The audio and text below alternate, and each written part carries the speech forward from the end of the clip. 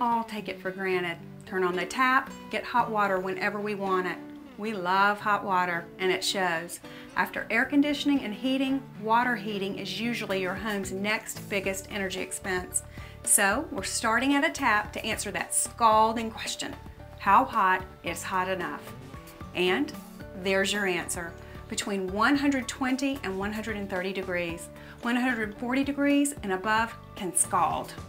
You can easily test your water's temperature with a thermometer and heat-proof glass. Just run the water until it's fully hot. These tanks keep water heated 24/7. They're working all the time. On most models, the thermostat is located behind a panel on the tank. To adjust it, first shut off the heater at the circuit breaker. Then make sure it's off by using a voltage tester. It could be shocking if you don't. Unscrew the cover panel looking to see if there are two thermostats. Sometimes the upper and lower elements each have one.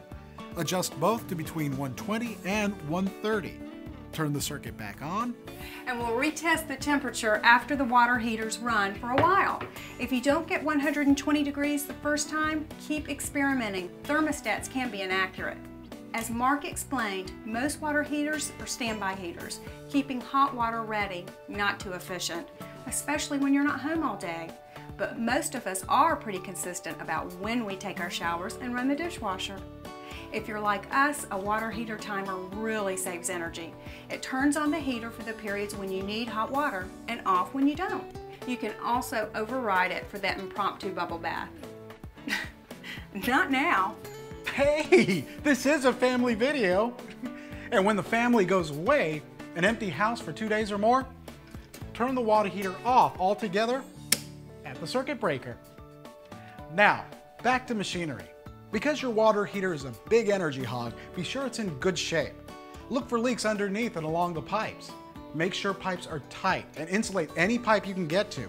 Even the intake pipe that brings in the cold water can absorb heat from your tank. If your water heater is less than 10 years old, the tank should have good internal insulation. If it's older, you can buy an inexpensive insulating blanket. But I gotta tell you, I'd start shopping for a new heater. And guess what I'm going to say? Yep, Energy Star qualified.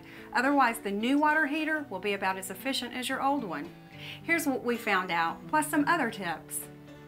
New Energy Star water heaters have smart technology. Depending on the model, you can cut your water heating costs in half. The website has all sorts of information about water heaters, including types besides electric storage tanks. Solar is a great choice for Florida, and the systems last 20 years. If you have central air conditioning, you can consider a waste heat recovery system. See, you have lots of ways to save now and options for the future.